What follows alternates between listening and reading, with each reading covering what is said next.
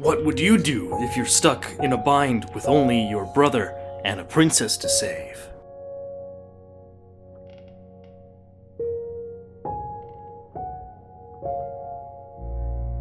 I'm Calbray, the Not Historian. Welcome to the Complete Story series, where we take trade paperbacks and break them down into digestible bites to help you better understand.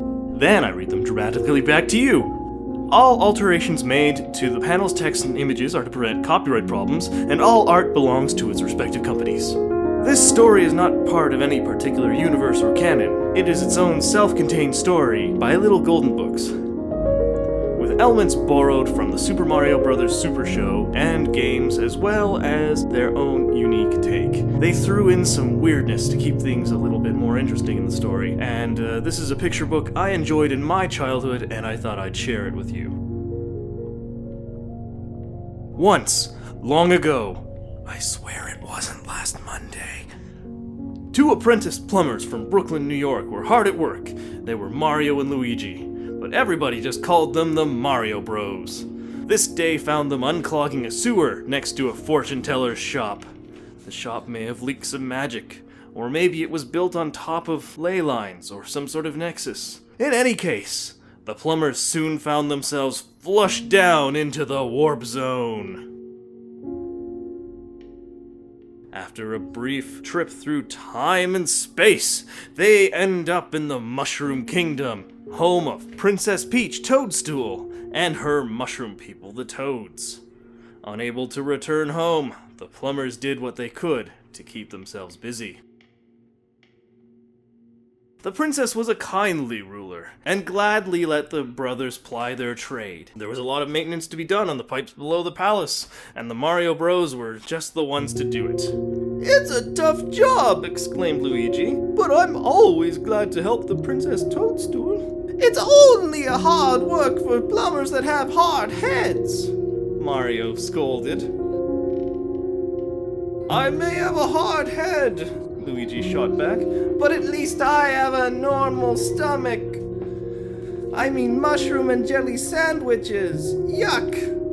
Mario ignored his brother while searching through his lunchbox. "Oh no! I am all out of fresh mushrooms! Mamma mia!" "I know! We're in the Mushroom Kingdom," said Mario.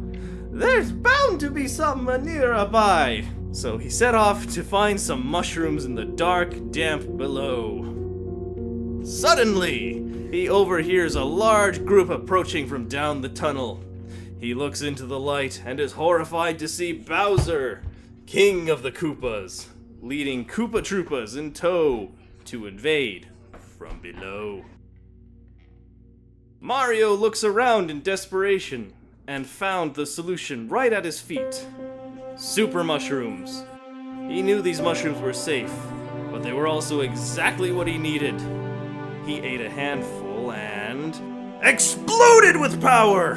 He leapt out from behind the pipes with his new monstrous size, yelling, "Fee, fi, fo, fat!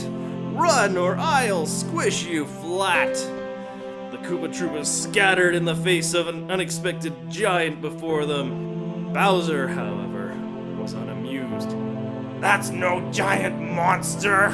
he snarled. With a wave of his hand, he ensnared the plumber with the surrounding pipes. "That'll teach that pesky plumber!" Unbeknownst to Bowser or Mario, Luigi stumbled upon the scene.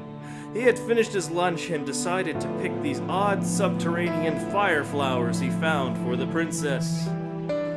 "Ah, I knew Mario was taking too long," thought Luigi from his hiding place. "I have to try something." With a bound, he leaps from cover, spraying fire everywhere. "Flee! Flee!" the Koopa Troopas cry. "He'll burn our flesh!" Fire explodes, sending them flying.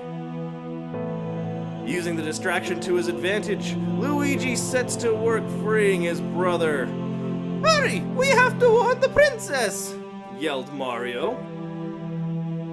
Fleeing through the narrow passageway towards the upper levels, they focus on Bowser and the Koopa Troopas behind them. They They didn't realize until it was too late that Bowser manipulated them right into a trapdoor.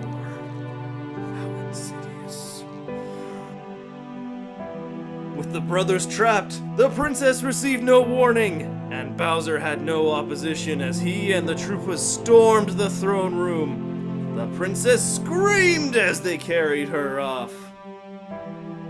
Deep down in the dark, damp, perilous pit, the helpless Mario brothers heard the princess crying out, but they couldn't find a way out on their own. It wasn't long before the cries for help got louder. With a resounding oomph, the princess lands in the bottom of the pit. Bowser looks down to gloat and shuts the door. "We're helpless down here! Bowser will ransack the palace! We can't even stop him!" murmured a downtrodden Luigi. "But you can!" pleaded the princess. "You must work together!" And with that, Mario exclaimed, "That's it!" And he ate his last handful of mushrooms, channeling all his energy into growing as large as he possibly could. Using his now well-endowed brother, Luigi pulled himself into range and spent the last bit of energy from his fire flower. "It's working!" he cried. "I couldn't have reached it without your help. And I couldn't have opened it without yours," replied Mario. Boom! The explosive power blasted open the trapdoor from the pit, allowing Luigi to scramble out before Bowser and his minions could react. He wrenched open the biggest water pipe he could find, flushing them away. That night, the princess and her toads threw a victory party, but Mario looked a little down. "What's the matter, Mario?" asked the princess.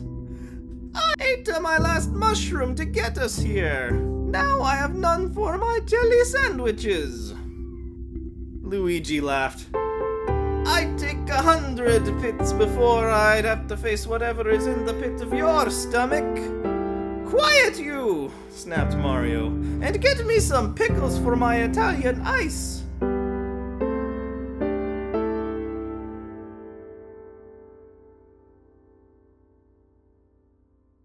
And that's all she wrote. This video was made in celebration of hitting 100 subscribers. But now, against all odds, I'm now at 111 subscribers after working on this video for more than a week. This video is a parody of the style of Eligible Monster / Benny the Comic Storian. Link to his channel in the description. Thank you for tolerating my madness. I look forward to sharing more with you guys in the future.